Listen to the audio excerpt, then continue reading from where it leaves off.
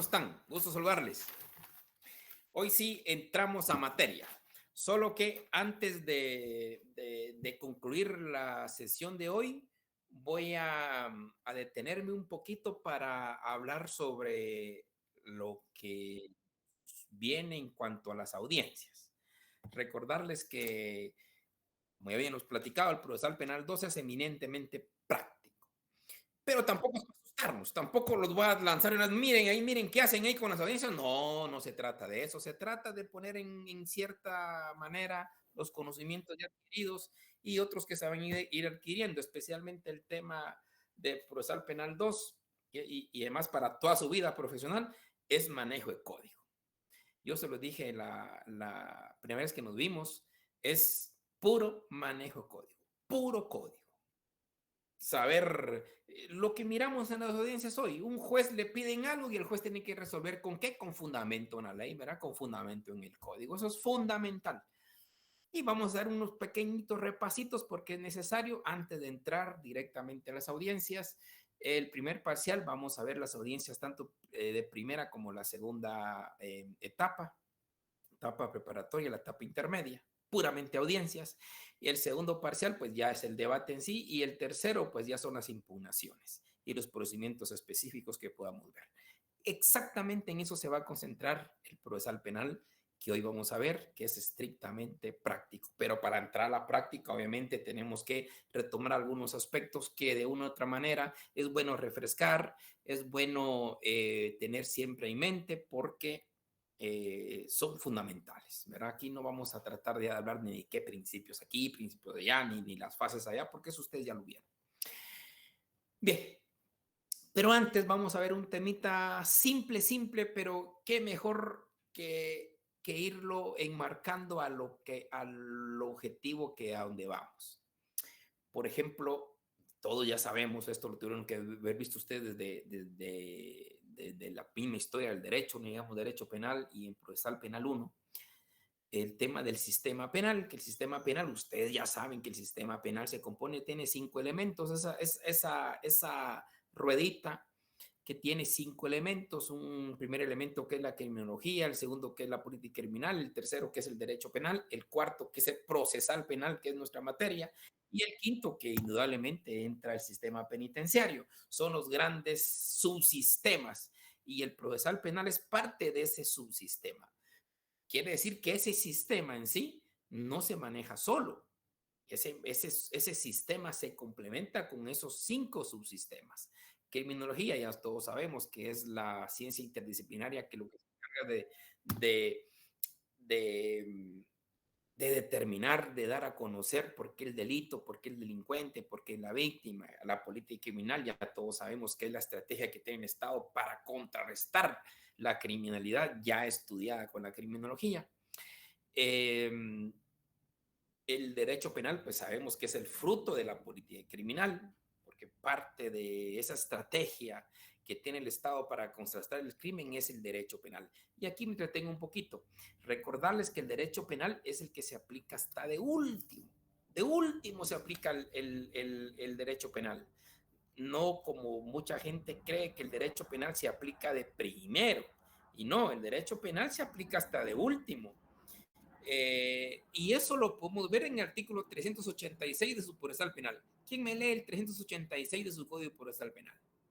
Por favor, recordemos nuestro procesal penal, nuestra herramienta de todos los días.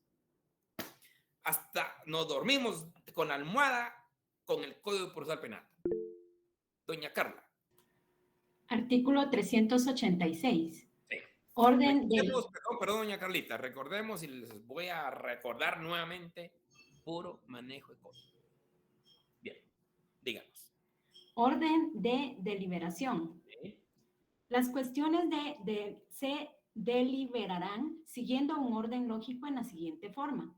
Cuestiones previas. Existencia del delito. Responsabilidad penal del acusado. Calificación legal del delito. Pena a imponer. Responsabilidad civil. Costas. Y lo demás que este código u otras leyes señalen. La decisión posterior versará sobre la absolución o la condena. Perfecto, muchas gracias, Juan Carla. Si estamos viendo acá es la sentencia. Miramos el 388, es parte de la sentencia cuando finaliza el juicio, usted ya lo sabe. Finaliza el juicio, entonces tiene que emitir la sentencia. En ese 388 es la base para que el tribunal de sentencia, como muy bien lo dijo doña Carlita, imponga el derecho penal. O sea, el derecho penal se aplica hasta de último. Primero es todo el proceso penal, desde la etapa preprocesal que ustedes conocen, la etapa preparatoria, la etapa intermedia, la etapa del juicio, la de impugnaciones. Perdón, antes de la impugnaciones, pues se viene a colocar la sentencia, y en la sentencia hasta ahí es donde se establece el derecho penal. Muy bien. Y el otro subsistema es el proceso penal. ¿Qué es el proceso penal? El proceso penal es el vehículo, es el transporte para aplicar ese derecho penal. Dentro del proceso penal, sabemos que aparecen una serie de instituciones que ahorita vamos a retomar. Y de último tenemos el sistema penitenciario, que por desgracia, pues vale la pena mencionar la palabra, es el último, es el más olvidado. Y con ese sistema penitenciario, pues es el que menos le importa a todo el sistema, porque dice que es los olvidados, los que ya no, los que deberían hasta de morirse, dice la gente ingratamente, ¿verdad? Y no es así. El sistema penitenciario es tan importante como los demás sistemas, porque recordemos que un banco de 5 patas se le quita una pata, ya no es un banco. Lo mismo es si un sistema no funciona, un subsistema no funciona, el sistema no va a funcionar. Si no le damos lo que se debe dar al sistema penitenciario, esto definitivamente va a ser un fracaso. Entonces son los 5 subsistemas que ya todos sabemos. Y ahí entra el proceso penal. Y aquí está donde ya entramos a materia, el proceso penal, lo que ustedes ya han visto, pero vale la pena refrescar. Por ejemplo,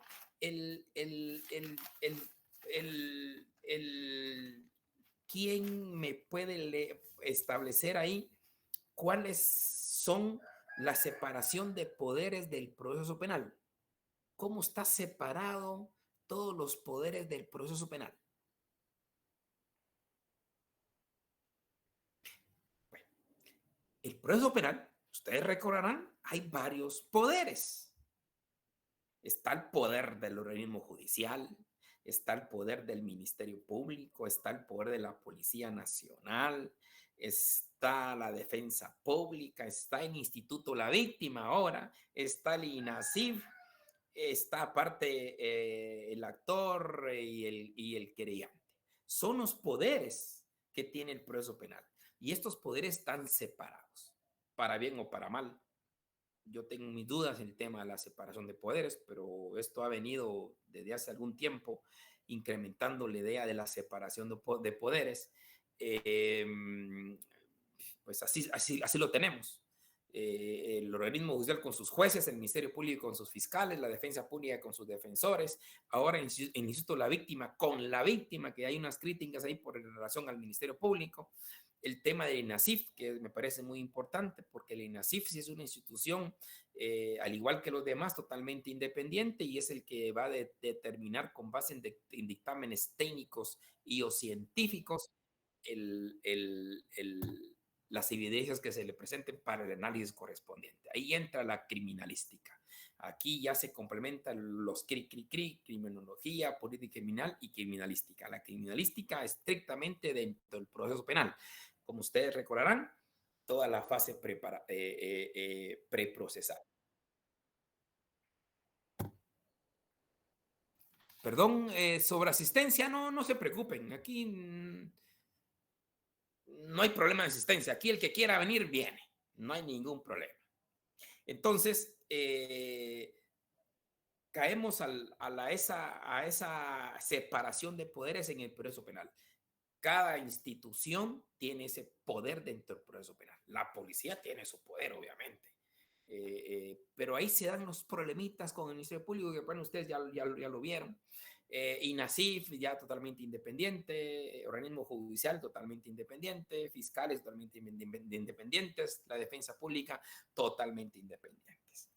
Cada institución es parte de ese poder que está dentro de este proceso penal.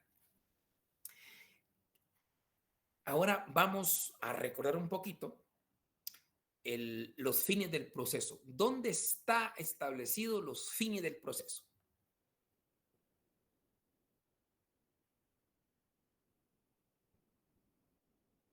Artículo 5 del Código Procesal Excelente, Penal. doña Rosita. Así es, léame, eso es importante. ¿Dónde están los fines del proceso? Artículo 5. Excelente, excelente. Vamos a ir manejo código. ¿Y qué dice el artículo 5? ¿Cuáles son esos fines del proceso? El proceso penal tiene como objeto la averiguación de un hecho señalado como delito o falta y de las circunstancias en que pudo ser cometido, el establecimiento de la posible participación del sindicado, el pronunciamiento de la sentencia respectiva y la ejecución de la misma. La víctima o el agraviado y el imputado son sujetos procesales. Tienen derecho a la tutela judicial efectiva. El procedimiento por aplicación del principio del debido proceso debe responder a las legítimas pretensiones de ambos. Excelente, doña Rosita. Ahora díganos qué es la tutela judicial efectiva, que aparece efectivamente en el artículo 5, que esa fue una reforma, me parece, me recuerdo, fue una reforma interesante porque incluyeron la tutela judicial efectiva. Cuéntenos.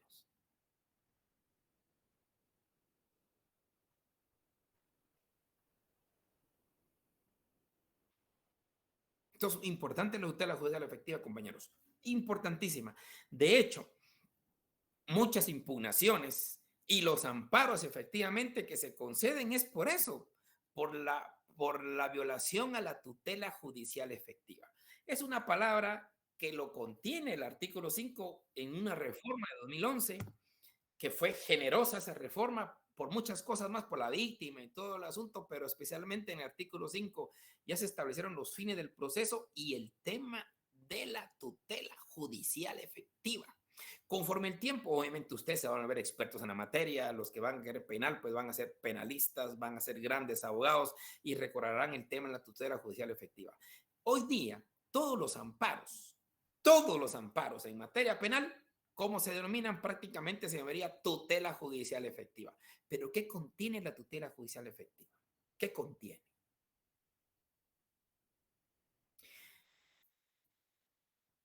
La pretensión. No, El proceso formal de la sentencia. no. Es la garantía del proceso penal. ¿Cuáles garantías?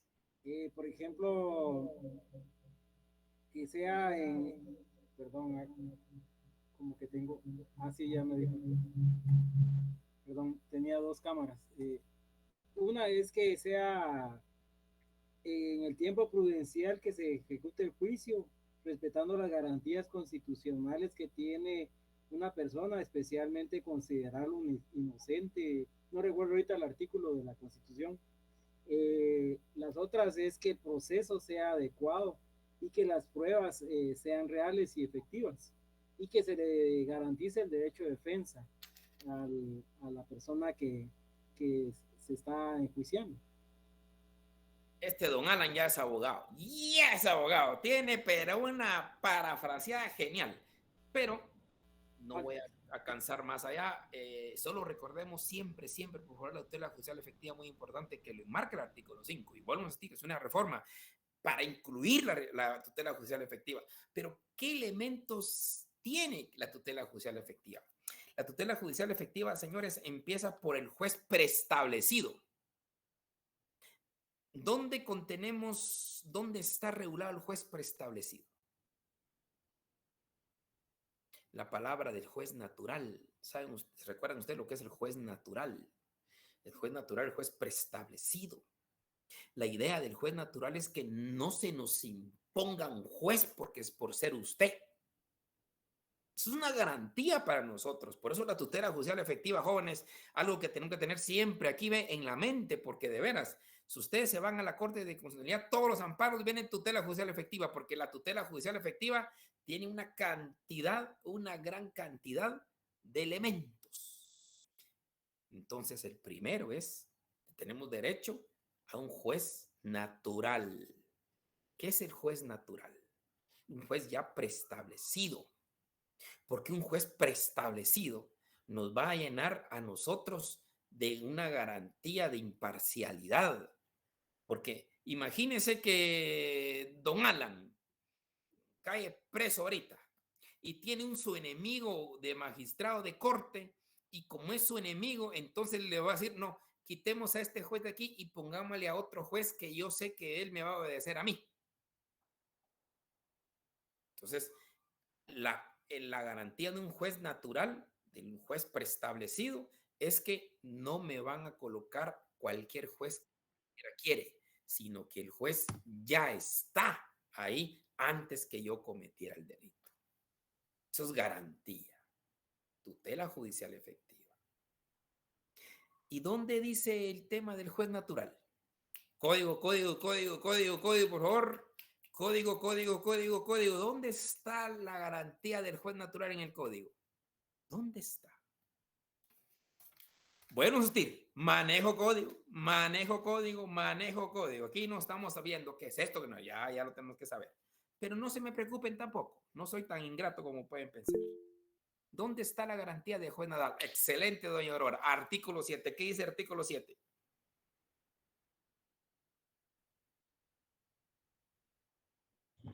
Independencia e imparcialidad. El juzgamiento y decisión de las causas penales se llevará a cabo por jueces imparciales e independientes. El último parrafito. Nadie podrá ser juzgado, condenado, penado o sometido a medida de seguridad y corrección, sino por los tribunales designados por la ley antes del hecho de la causa. Ahí está. Juez natural. Parte de la tutela judicial efectiva. Defensa técnica, eso ya lo sabemos. Defensa técnica y defensa material. Eso ya sabemos la diferencia, lo que es técnico y material. Y eso lo tenemos en el artículo 12 de la Constitución. También otra garantía inmersa dentro de la tutela judicial efectiva es el proceso público, que el proceso debe de ser público. Esto es una garantía para nosotros. Por eso el tema de las reservas del proceso, bueno, eso lo vamos a ver después. Pero un proceso público es garantía para nosotros, para que la población vea y conozca el actuar de todos los actores dentro de un proceso penal, especialmente los jueces. Un proceso sin delaciones, como ya lo dijo don Alan, y el tema de la comunidad de la prueba. ¿Qué es la comunidad de la prueba?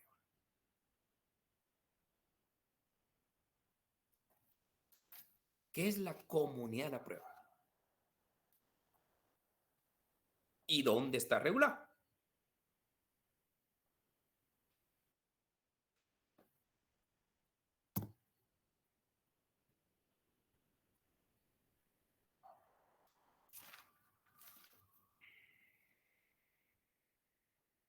El silencio otorga. Bueno, pero vamos a avanzar porque yo creo que tenemos un poquito de allá contratiempos. Bueno, miremos el 150 de su Código Procesal Penal. Dice en el penúltimo párrafo, dicen, las partes tendrán de derecho en el transcurso del proceso examinarlas por sí o por peritos de conformidad con la ley. Las partes podrán obtener a su costa fotocopia simple de las actuaciones sin ningún trámite. La comunidad de la prueba, jóvenes, eso tenganlo presente, por favor. Miren una recomendacióncita pequeñita, como estamos, esto es más práctico. Su procesal penal, rayémoslo, hagamos las anotaciones, que eso nos va a servir no solo en esta clase, no solo en esto. En su privado le va a ayudar un montón. Y en su vida profesional, tener marcado todas estas cositas, va a ir muy bien. Les va a ir muy bien. Entonces, la comunidad de la prueba es el derecho que tenemos todos los que participamos en un proceso, somos indicados o somos parte de un proceso, de conocer todos los medios y evidencias que se tengan de nosotros. Tenemos el derecho. Y eso es parte del derecho de defensa. El tema de la comunidad de la prueba como garantía de la tutela judicial efectiva. Si se dan cuenta, miren todo lo que abarca la tutela judicial efectiva y todavía hay más. La igualdad del proceso de las partes, pues todos lo sabemos. Los recursos legales, que todos tenemos derecho a plantear un recurso contra una resolución. Todos sabemos que tenemos el pleno derecho de plantear los recursos que legalmente establece. ¿Qué recursos podemos plantear en la fase de preparatoria intermedia?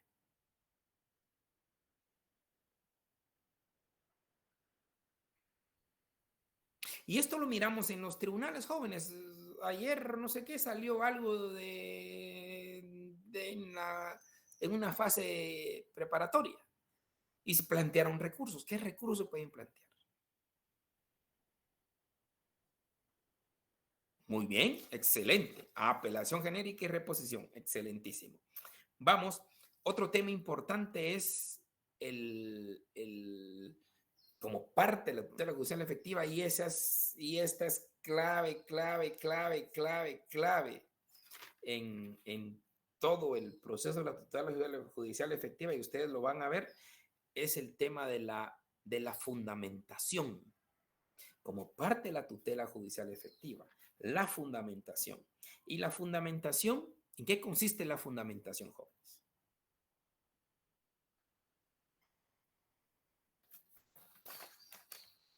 ¿Qué es la fundamentación?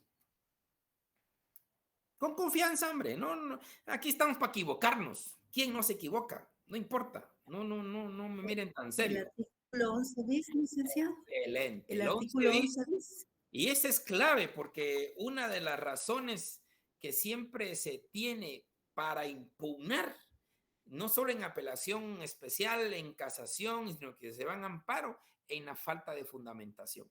Hay unas reglas fundamentales en la fundamentación que es resolver. Usted como juzgador tiene que resolver todo lo que se le pidió. Aunque sean tonterías, usted tiene que resolver. Es una labor del juez. Entonces, y se alega falta de fundamentación cuando el juez no resolvió una de las peticiones o fue una fundamentación incompleta. Fundamentación, ya recuerdan ustedes, no es solo de poner el artículo tal dice eso, no es fundamentación. Eso es una cita de ley. Fundamentación es una argumentación. Ya ustedes saben, es la argumentación fáctica, probatoria y jurídica, que es lo que lleva en sí una sentencia y una resolución.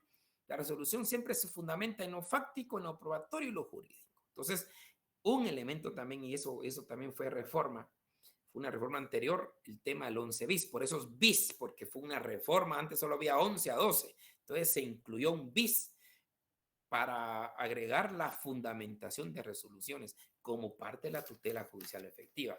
Y esto es lo que comúnmente se alega para hacer valer las apelaciones especiales, especialmente por motivo de forma. Cuando se habla de motivos, fondo y forma, ¿cuál es la diferencia? Con confianza, hombre, con confianza, jóvenes. Aquí todos estamos para hablar, porque esto es dinámico. El de forma es en los escritos y el de fondo es en en los procesos. ¿Qué más? Licenciado, el de fondos son erróneas a la aplicación de la ley. ¿Pero qué ley?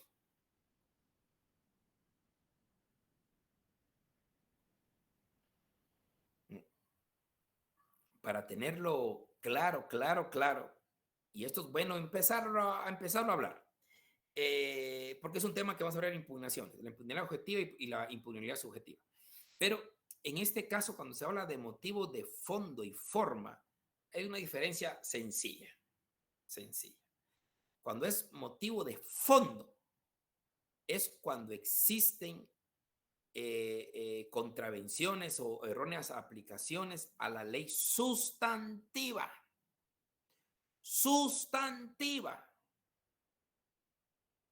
O sea, si usted plantea un recurso de apelación especial por motivo de fondo, ¿qué ley es la que va a objetar?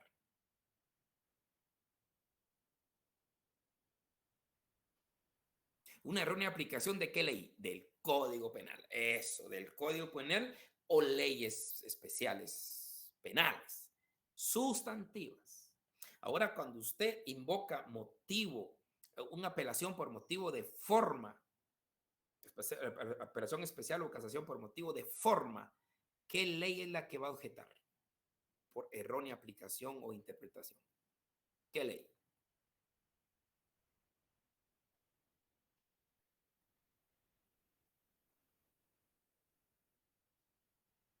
Es que es la diferencia. Si plantean por motivo de fondo, es ley sustantiva. Y si aplican motivo de forma, es ley procesal. Eso, ley procesal. Todo lo que tenga que ver con el proceso. Con el proceso es de forma y ley sustantiva es de fondo. Bueno, pero es un tema, lo vamos a ver con la recurribilidad, pero solo para estar ahí platicando, que me parece excelentísimo. Bien, otro elemento de la tutela judicial efectiva, jóvenes, es la ejecución de la sentencia. Usted dirá, ¿y eso qué? ¡Ja! Eso garantiza la tutela judicial efectiva, la ejecución de sentencias.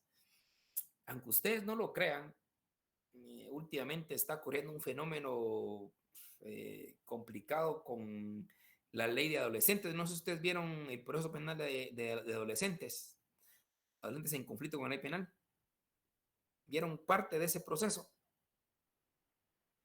No, licenciado. Pues es una ley, pero la vamos a ver, ¿va? Usted no se me atormenten. Es un tema, la ley especial es interesante porque agarra temas de niñez, víctima y adolescentes en conflicto con la ley penal. Porque es necesario recordar que los adolescentes, ¿a partir de qué año ya son responsables penalmente? Excelente, don Josué. 13 años. Todo adolescente es responsable penalmente a partir de los 13 años en adelante. Eso ya todos lo sabemos. Entonces existe esta ley especial, esa ley de protección de la niñez y de la adolescencia.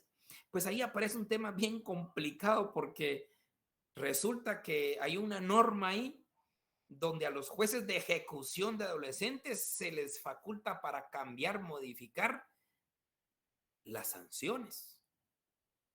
Y tenemos un problema ahí porque todo lo que cuesta sancionar a un adolescente para que venga el juez de ejecución y le cambie la pena, le cambie la sanción o le quite la sanción. Es complicado. Entonces, ahí se ha venido hablando bastante de este tema en la tutela judicial efectiva, porque uno de los elementos de la tutela judicial efectiva también es el cumplimiento de las sentencias firmes. Es una garantía para todos. Y por eso es parte de la tutela judicial efectiva.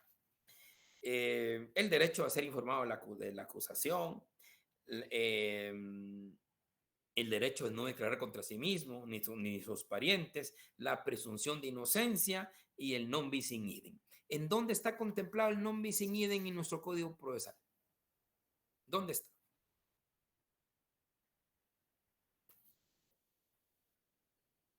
Artículo 17. Excelente, ahí está el artículo 17, nos habla sobre la única persecución. Y eso ya es inviolable. Efectivamente, jovenazos, esa es la tutela judicial efectiva. La tutela judicial efectiva abarca un juez natural, un juez preestablecido, el derecho de defensa técnica, derecho de defensa material, el proceso público, el proceso lo más breve posible, sin delaciones, la comunidad de la prueba, la igualdad de las partes, los recursos legales, el derecho a la motivación de las sentencias, la ejecución de la sentencia, el derecho a ser informado de la acusación, la no declaración contra sí mismo, la presunción de inocencia y el non bis in idem. ¿En dónde está contemplado en nuestro Código Procesal Penal la presunción de inocencia? Esto es fácil.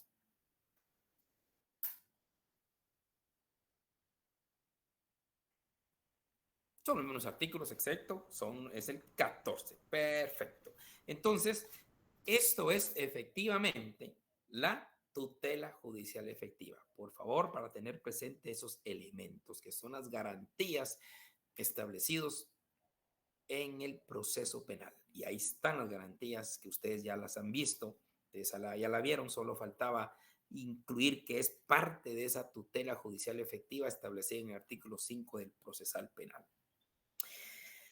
Bien, la estructura del proceso, ya todos sabemos, el proceso se inicia desde una etapa, para algunos es una etapa preprocesal.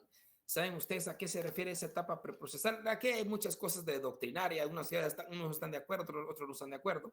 ¿A qué se refiere esa etapa preprocesal?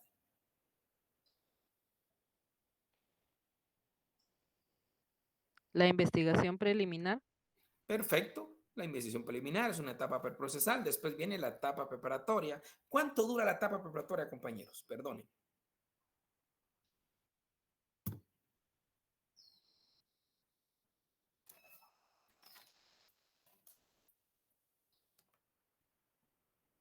La etapa preparatoria, ¿cuánto puede durar?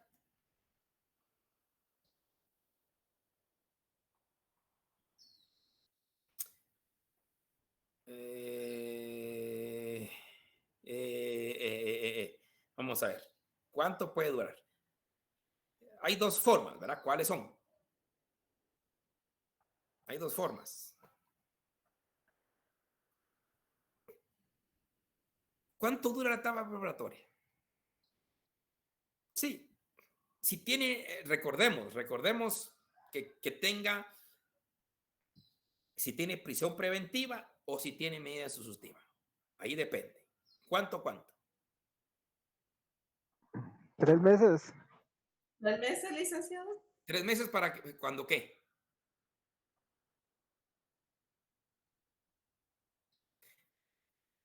Tres meses, si usted como jugador le impuso hasta 3 meses, pues hasta 3 meses se le impuso una prisión preventiva.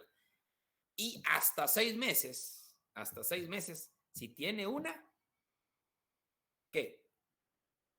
Una medida sustitutiva. Una medida sustitutiva. Ahí dura exactamente la fase preparatoria. Y después viene la fase intermedia, que ya ustedes ya la saben. Después viene la etapa del juicio, la etapa de impugnaciones y la etapa de ejecución. ¿De qué interesante saber en qué rango nos tenemos que mover en el proceso penal? ¿De qué artículos miramos la etapa preparatoria? ¿De qué artículos a qué artículos está la contemplada la etapa preparatoria? Esto es fácil, pero necesito que me lo digan. Eso, manejo código, recordemos, manejo código. ¿De qué artículo a qué artículo? Del 309 al 330, licenciado. 300. Al 331, licenciado. 331. Muy bien. Eso vayan subrayándolo, por favor, vayan subrayándolo. Ahí está la etapa preparatoria. La etapa intermedia sería de 332 a qué artículo. Es la más chiquitita. Al 345, licenciado. Muy bien. La etapa del juicio del 346 a qué artículo. Al 397. Excelente. La de impugnaciones 398 a qué artículo. Al 463. Muy bien. ¿Y ejecución?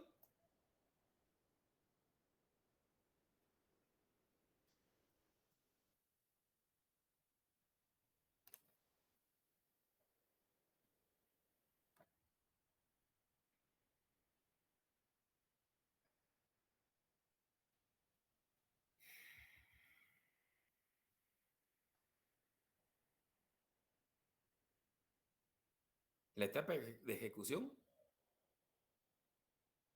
492 en adelante. Estamos bien. Bien, jovenazos. Ahora, cuando hablamos de una etapa preprocesal, perfectamente dijo doña Rosita ahí, son las etapas de las investigaciones preliminares, efectivamente. Hay un tema importante ahí que podemos tener autorizaciones judiciales. ¿Cuál es el artículo en el cual se le da facultad a los jueces para la autorización judicial de esas diligencias, para la autorización judicial de diligencias? Háblese de allanamientos, háblese de detención, háblese de intervención de las comunicaciones, háblese de arraigo, secuestro, embargo. ¿Cuál es el artículo que le da facultad a los jueces para la autorización? Y el artículo que invoca al Ministerio Público para hacer la solicitud. Esto es importante. Importante tenerlo presente. Es donde el juez se le da la facultad para autorizar cualquiera de esos actos. Usted va y usted, mire, señor juez, necesito que se autorice el allanamiento tal y tal, con base en el artículo tal. Y usted tendrá que decir, bueno, sí o no. ¿Cuál es el articulito? Un articulito famoso por ahí, famoso, porque todo el mundo lo invoca. Todo mundo. Bueno. El artículo 82. No. 308. Guárdenlo, guárdenlo, guárdenlo, guarden. Todos los articulitos que vamos viendo, subrayen. Yo sé que lo tienen subrayado, pero que es mejor tenerlo presente. El 308 dice: los jueces de primera instancia donde no los hubiere, los jueces de paz apoyarán las actividades de investigación de la policía y los fiscales del Ministerio Público cuando estos lo soliciten, emitiendo, si hubiere lugar a ello, las autorizaciones para las diligencias y medidas de coerción o cautelares que procedan conforme a la ley. Los jueces resolverán inmediatamente de manera motivada las solicitudes que les sean formuladas. 308 de nuestro Código Procesal Penal. Esto es importante. 308 es clave para mucho, para todo casi. Y recordémonos que ustedes ya en audiencias pues tienen que fundamentarse, y una de las fundamentaciones es el 308 como para cita de leyes. El 308 es una fundamental para citar, y como son audiencias orales pues lo tienen que citar automáticamente como medio que le da la facultad el legislador al juez para resolver de conformidad con la ley. Para refrescando un poquito, ¿cuáles son los actos iniciales del proceso? ¿Cómo se inicia el proceso? Eso ya lo sabemos. Esto es fácil. Solo para refrescar.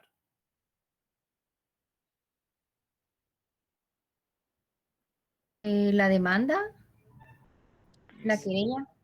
Sí, querella, está muy bien. Conocimiento de La oficio. denuncia. Y prevención policial. Perfecto. Prevención policial. Prevención policial. Esas son ¿Y en qué artículo está esto? La prevención policial está en el artículo 304, el conocimiento de oficio en el artículo 289, la querella en el artículo 302 y la denuncia en el 297. Perfecto. Ahí estamos. Ahí estamos. Esos son los actos iniciales, cómo se inicia realmente un proceso penal. Hablemos un poquito también una cosa sencilla que lo vamos a ir viendo. De hecho, vamos a practicar audiencias sobre las medidas desjudicializadoras. ¿Cuáles son? Esto es sencillo porque esto es de lo primero que se mira. ¿Cuáles son las medidas desjudicializadoras del proceso penal? La desestimación. Es una desestimación. ¿En qué artículo está? En el 310. Excelente. ¿Qué más?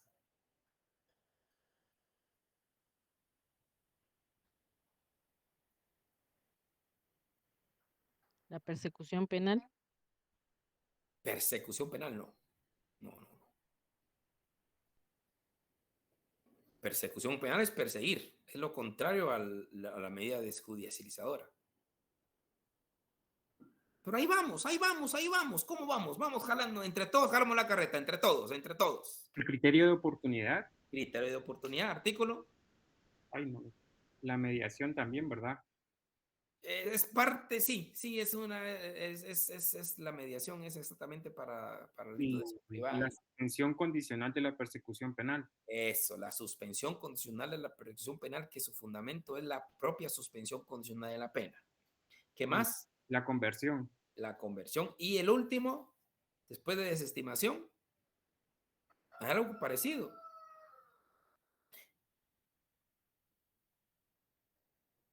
$327, que es un archivo similar a la desestimación, que a la larga ambas son archivos, solo que con dos circunstancias distintas, pero a la larga se archiva la persecución penal. Hablemos un poquito de las medidas de coerción personal y medidas de coerción real. ¿Cuáles son las medidas de coerción personal que conocemos?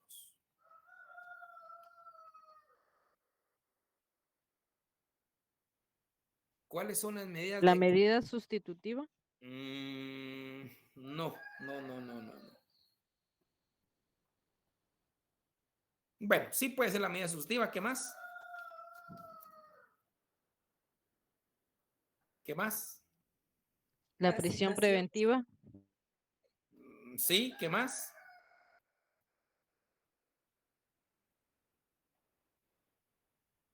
¿Qué más? ¿Qué más? ¿Qué más? Auto de procesamiento. No, no, ese no es medida de coerción. Conducción. Conducción, sí. ¿Qué más? Garantía. Retención. La citación es una también, es una medida de coerción personal. ¿Y cuáles son las medidas de coerción real?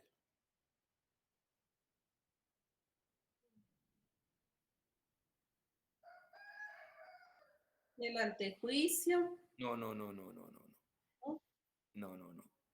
El embargo. El antejuicio es un obstáculo a la persecución. Secuestro de bienes. Secuestro de bienes. Secuestro, perfecto. El embargo, perfecto. La incautación, clausura de locales. Eso es real. Lo anterior es personal y esto es real. Y recordemos que todo eso siempre es autorizado por el juzgador. Tanto lo personal como lo real. Ahora, unos temitas interesantes previo a cortar a lo que venimos. ¿Qué entendemos por el principio de congruencia?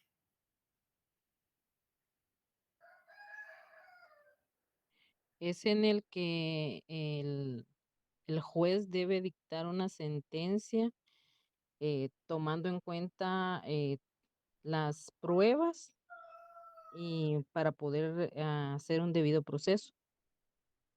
No. Congruencia es muy importante. De hecho, hay una sentencia interesante de la Corte Interamericana de Derechos Humanos que nos afecta a los guatemaltecos de forma directa. El caso de Fermín Ramírez. En el caso de Fermín Ramírez, la Corte Interamericana de Derechos Humanos hace una crítica muy fuerte al Estado de Guatemala, especialmente con el principio de congruencia. Por eso es muy importante el principio de congruencia. La sentencia debe estar de acuerdo a lo que se pidió, lo que pide el Ministerio Público. O sea, No, olvídese. Si decimos eso, ¿dónde está la separación de poderes? Si decimos eso, ¿dónde está la separación de poderes? O sea que el juez prácticamente es como lo que usted me está diciendo es que el juez simplemente corrobora lo que el MP dice. O sea, acepta todo lo que el MP dice. O es lo que usted me dijo. Que el juez debe resolver lo que el MP pide, dice. Ahí no habría imparcialidad. Ahí estaría violentando la tutela judicial efectiva. Licenciado, el principio de congruencia es que la sentencia debe ser congruente no solo consigo misma, sino también con la litis. Esta doña Ingrid ya salió más abogada que hasta los más grandes. ¿No? Pero no se la pueden más cansada porque pero este principio de congruencia sí es muy importante y esto lo podemos ver en esa sentencia de la Corte Interamericana de Derechos Humanos, Fermín Ramírez versus Guatemala. El principio de congruencia, y esto lo dice el 388, tampoco me lo voy a inventar yo, ahí está el 388. Porque lo que señala el principio de congruencia es que dice, la sentencia no podrá dar por acreditados otros hechos u otras circunstancias que los descritos en la acusación. Aquí no está diciendo que va a resolver lo que diga el MP. No. Aquí está diciendo, la sentencia no podrá dar por acreditados otros hechos.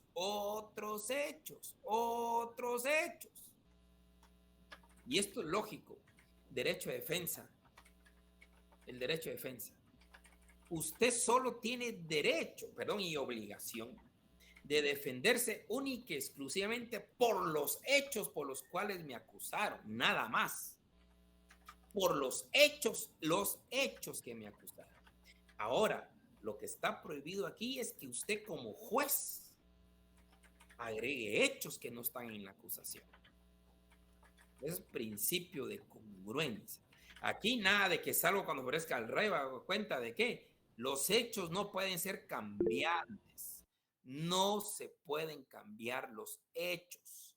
Los hechos deben ser los mismos que los de la acusación.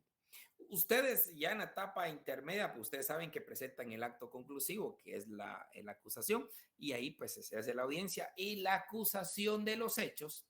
La acusación de los hechos. Esos hechos que están en la acusación, usted como juez no puede cambiar los hechos. Y eso le pasó, efectivamente, el caso de Fermín Ramírez. Don Alan, cuénteme. En el caso de cuando el ministerio pide la ampliación de los delitos, aquí no estaría un poco violándose este derecho de congruencia de No, porque por eso está la acusación alternativa. Recuérdese que la misma ampliación de la acusación también se puede dar en el debate. Entonces, lo importante es que usted o yo como defendido, permítame un ratito, permítame, solo una cosita. Don Miguel.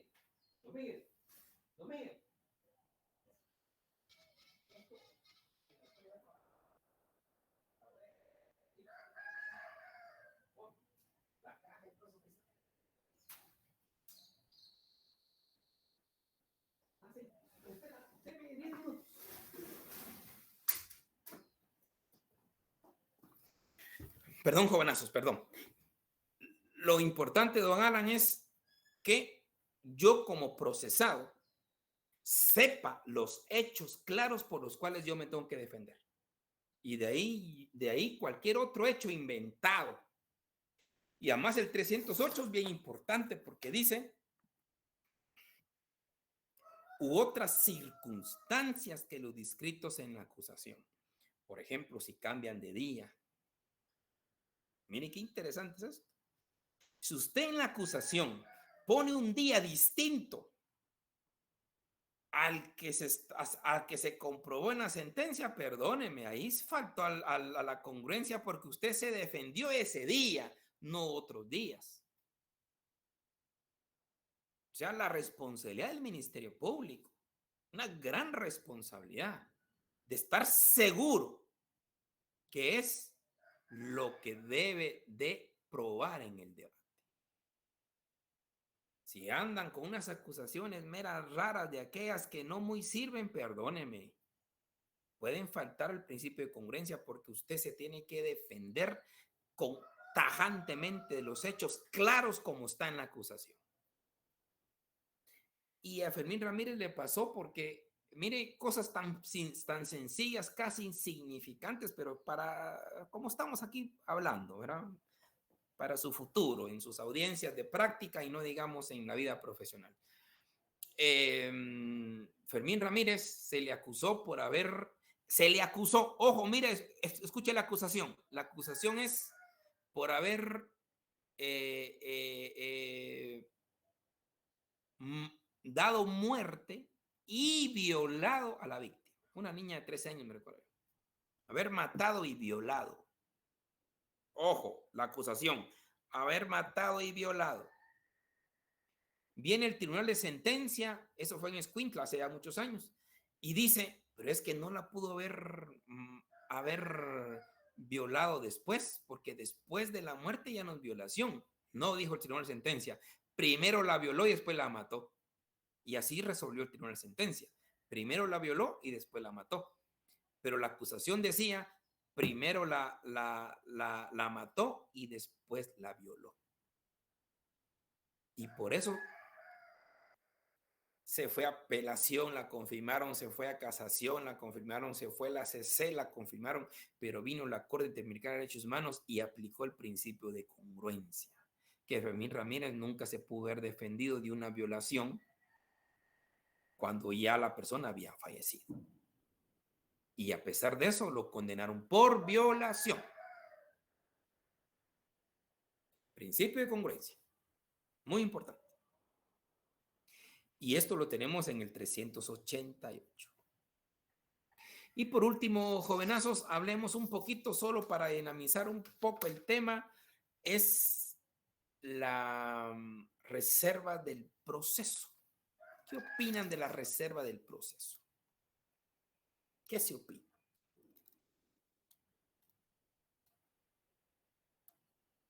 ¿Cuál es la opinión? Licenciado, en la reserva del proceso no se da la tutela judicial efectiva, ¿verdad? Esa doña Rosita me la pone difícil. ¿Qué más opinión? Va, díganos por qué no se da la tutela judicial efectiva. Porque cuando se reserva un proceso, no se puede dar conocimiento de todo el proceso a las partes. Entonces no hay una igualdad ahí en el proceso. ¿Y dónde nos garantiza constitucionalmente hablando que tenemos nosotros derecho a todo eso?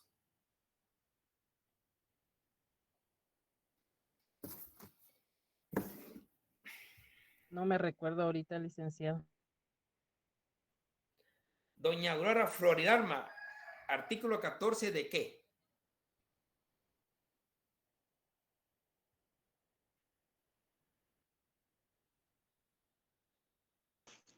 De la Constitución de la Política de la República de Guatemala, perdón. Léanos el segundo párrafo.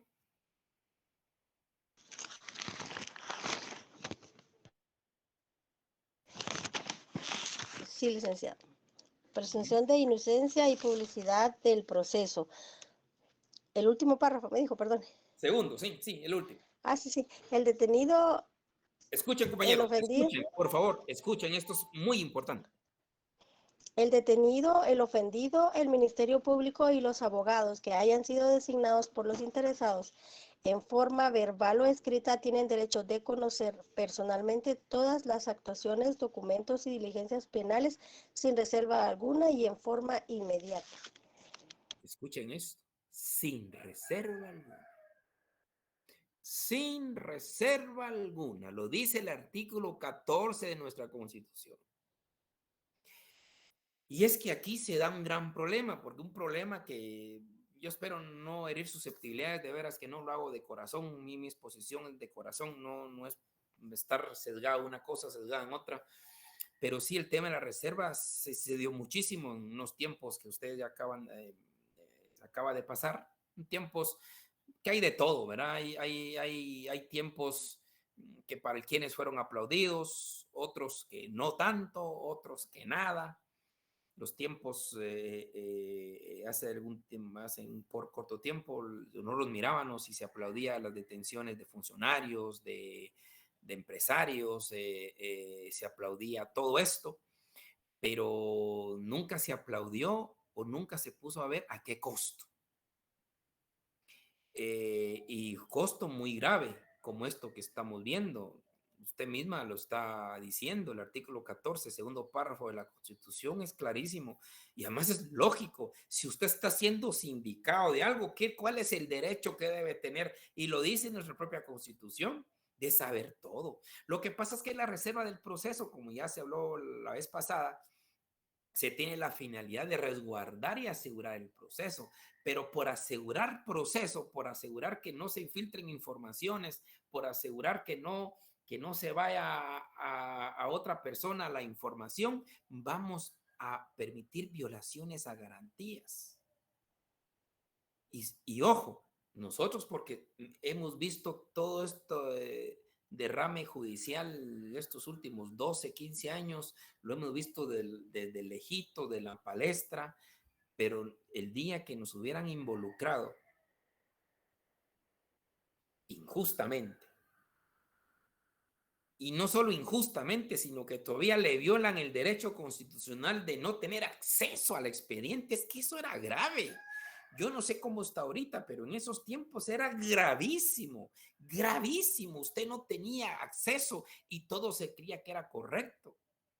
Pero créame que no, ustedes mismos lo están leyendo, el artículo 14 es importante, el segundo párrafo. Dice que todos nosotros tenemos derecho de saber todo, sin reserva alguna. yo entiendo a los fiscales, usted habla con fiscales, los fiscales dicen ese artículo es fenomenal, ese artículo, olvídese, ese artículo es lo mejor para asegurar el proceso, para ver que todo esté re bien y que así nadie pueda filtrar información a otro procesado o a otro futuro investigado o a otro funcionario. Entonces, pero ojo, ¿a qué costo? Y muchos así lo hacían y muchos lo tienen claro que así debe de ser, pero la verdad es que se violentaron grandes garantías. Y una de las esenciales son estas, que yo sé que es una reforma procesal penal, pero era por las circunstancias a que se estaba sometido. Pero ahora ya es momento de repensar el asunto, porque si un procesado, dice la ley, tiene la obligación de resguardar toda la información. Y si no la reserva, pues efectivamente se le tendrá que procesar por otros delitos. Pero no porque se tenga miedo a eso, la persona va a estar sin derecho a defensa, porque se le está violando no solo el ámbito constitucional, como dice el artículo 14, sino que su derecho de defensa técnica, su derecho de defensa material. ¿Cómo se va a defender de algo que no conoce? ¿Cómo se va a defender de algo que usted llegaba al Ministerio Público y le decían, no le damos razón de nada a usted? Pero es que no. Después a los 2 días, orden de captura. Y muchos aplaudían semejante barbaridad. Los procesos penales tiene que regirse con todas y cada una de las garantías que se tienen. Recordemos que son garantías para nosotros. No nos quitemos, no nos autodestruyamos esas garantías. El derecho de defensa, no digamos. Y usted tiene derecho de conocer todo desde el momento en que pueda ser sindicado de un hecho. ¿Por qué no? Tiene que ir a defenderse. Y ahí está el artículo 14 que nos respalda. Son situaciones que, la verdad, en el ámbito nacional sí se complicó muchísimo y todavía existen algunas cosas ahí que se tienen que ir arreglando, pero sí tengamos presente el artículo 14, tengamos presente que es nuestra salvedad para ir a cualquier institución, no digamos al Ministerio Público, a saber de qué se nos puede estar investigando. Artículo 14. Que yo sé que ustedes hablan con los fiscales y el artículo 14 es lo más genial que hay, dicen ellos. Y ahora lo que hacen es todas las reservas siempre con orden judicial. O sea, el juez es el que la autoriza. Para más resguardo de ellos, porque saben que se están violentando garantías constitucionales, claro. Son garantías que no se deben de transgredir. Muy bien, jovenazos, previo a culminar, estábamos con el tema de las audiencias. Yo ya tengo fecha para que empecemos con audiencias. Exactamente, los grupos. Yo quisiera que yo les pueda proporcionar un teléfono y me dieran el teléfono de 3 personas del grupo. En total, 3 personas para que yo me pueda estar comunicando con ellos por cualquier circunstancia. La idea es que podamos nosotros ya comunicarnos, porque el jueves, que aquí tenía yo la fecha ya, el jueves 16. Vamos a ver. Sí, el jueves 16 empezaríamos con audiencias virtuales, como está la moda ahora, ¿verdad? Audiencias virtuales. Vamos en este primer parcial, vamos a ver las audiencias que se dan dentro de la primera y segunda fase del proceso penal. tanto la preparatoria como la intermedia. ¿Qué audiencias están en la primera? ¿Qué audiencias están en la fase intermedia? ¿Cómo hacer las audiencias? Yo ya me fabriqué unas guías que yo se las voy a proporcionar, y las guías ustedes pues ya las van a tener, porque aquí lo importante también es el juzgador, y por eso lo vamos a ver en las próximas sesiones, la intervención del juzgador, la intervención de las partes, para tenerse una idea. Y después ya nos vamos a lanzar el jueves 15. El jueves 15 vamos a hacer la primera audiencia, una audiencia de primera declaración, sencilla. Una audiencia de primera declaración. En esa audiencia de primera declaración yo les daré una guía y empezamos a ver. Y después de ese 15, el próximo martes vamos a poner ya 2 de primera declaración. El siguiente jueves, otras 2 de primera declaración, para tener claro la primera declaración. Después vamos a hacer las demás audiencias. Y si nos agarra el brazo el primer parcial, pues continuamos el segundo parcial ya viendo el tema del debate y la realización de los debates correspondientes, que se tienen que hacer también virtualmente, mientras exista la virtualidad. Y en la etapa final, pues vamos a ver el tema de las impugnaciones. Vamos a ver si consigo mi amigo, un presidente de una sala que nos venga a dar una charla sobre la apelación especial.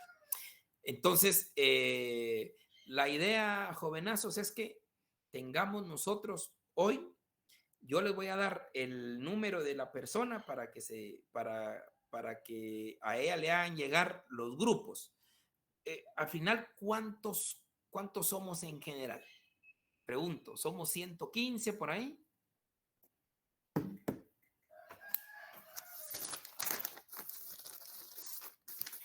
En un curso nos dijeron que éramos como 200. Uy, no. Licenciado, ¿Sí? De acuerdo al grupo de Classroom, marca que somos 142. 142. Sí. Bueno, muchas gracias. Entonces vamos a dividir, por ejemplo, el primer grupo de la primera declaración, el 15. Los otros 2 grupos, 6 y 6, vamos a tener. Necesito ahorita mismo, por lo menos para el día de mañana, 5 grupos de 6. 5 grupos de 6, por favor. 5 grupos de 6. Como les dije, esto es por afinidad, que haya un grupito de 6. Y el primer grupito yo me voy a comunicar con ellos para darles, durante estas charlas que vamos a tener, yo les voy a dar el antecedente de todas estas audiencias, y después nos concentramos a la primera declaración y les trasladaré la guía de la primera declaración, que no es del otro mundo, más parte lo tenemos en el Código Procesal. Entonces, necesito ahorita mismo, serían 5 grupos de 6. 5 grupos de 6. Yo les voy a proporcionar el teléfono de la licenciada Carol para que ella me los traslade a mí. En los grupos de 6. 5 grupos de 6. Que van a ser prácticamente los pioneros en las primeras declaraciones y primeras audiencias. Después lo vamos a ver todos, y la idea es que todos participemos, aunque sea en una sola, pero que todos participemos, porque es importante. Bueno, vamos a ver, les voy a dar el número.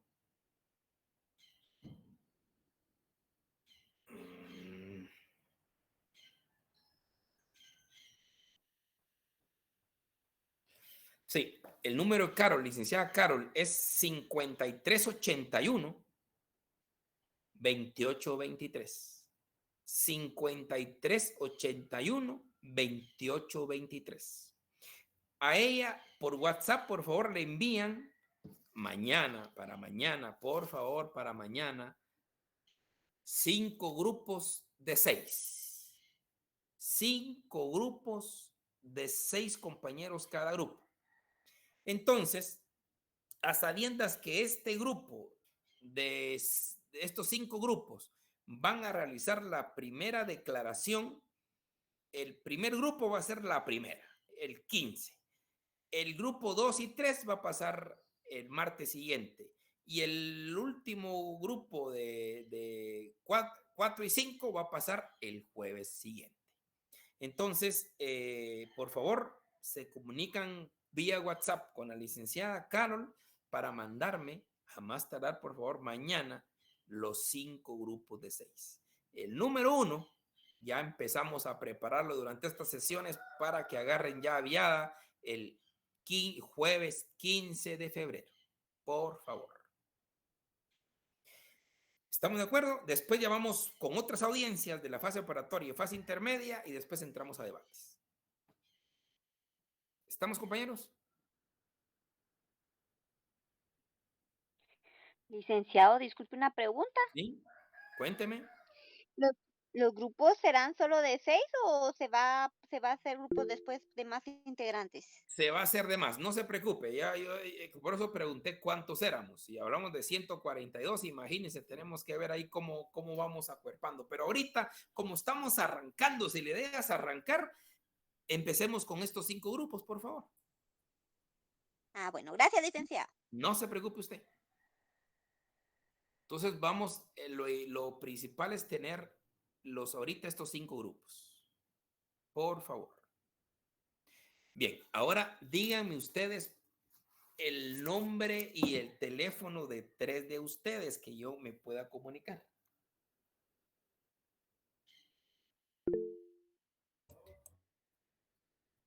Sí, doña Norelki.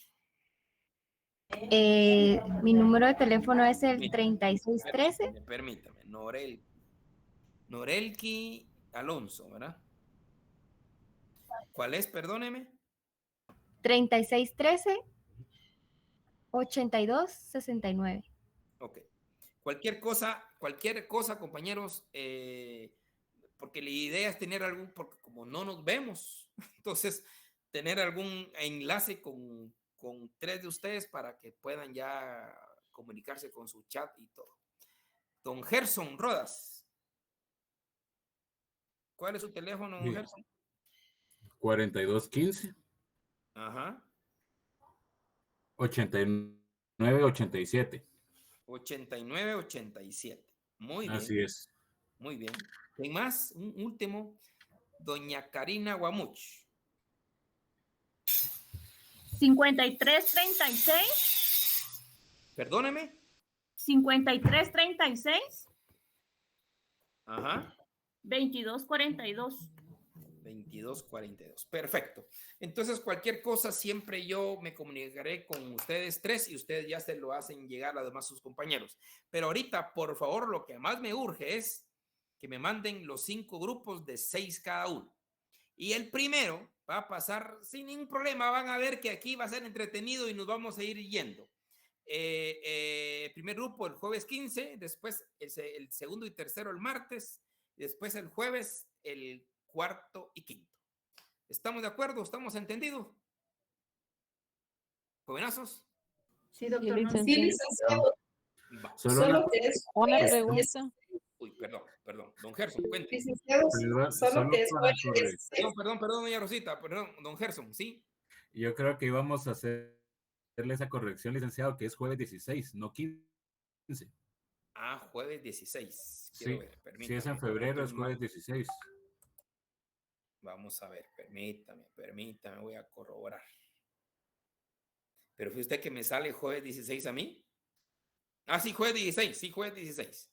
Jueves 16 es la primera declaración. Doña Rosita, cuénteme. Licenciado, la realización de las audiencias tiene alguna ponderación y aparte el examen o el examen es todo y esto solo es una práctica. Esto es una práctica que como es que depende del volumen, esto nos puede servir para la ponderación del segundo parcial. ¿Ya? Ah, ya, o sea que en el primer parcial sería un examen Primer normal. parcial va a ser un examen normal porque así son las reglas de la institución. El segundo parcial sí ya se pueden hacer trabajos, investigaciones, en este caso prácticas. Y otra pregunta, ¿qué libro o en cuál nos podríamos apoyar para repasar Cualquier un libro, poco?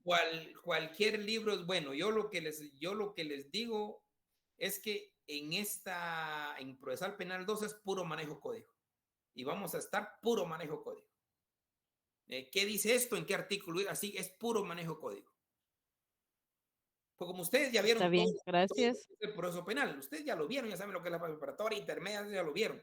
Lo que creo que hace falta en este procesal penal, que no solo ustedes, es a todo mundo, es manejo de código. Por eso su código sí es, miren, es la herramienta vital porque es puro manejo código. El tema de las audiencias, yo les voy a pasar las guías. O sea que la verdad es que ya casi está hecho, pues, porque con base en las guías, ustedes lo van practicando. Unos lo van practicando, otros lo van viendo. Eso así es. Estamos, entonces, por favor, espero ya noticias de los 5 grupos para mañana, por favor. Entonces, si no hay cosas que hacer y decir, pues entonces nos miraríamos el próximo martes, ¿verdad? Pasen buena tarde, compañeritos. Se cuidan un montón. Doctor. Nos vemos. Gracias. Se cuidan. Feliz tarde, doctor. Feliz tarde, bendiciones.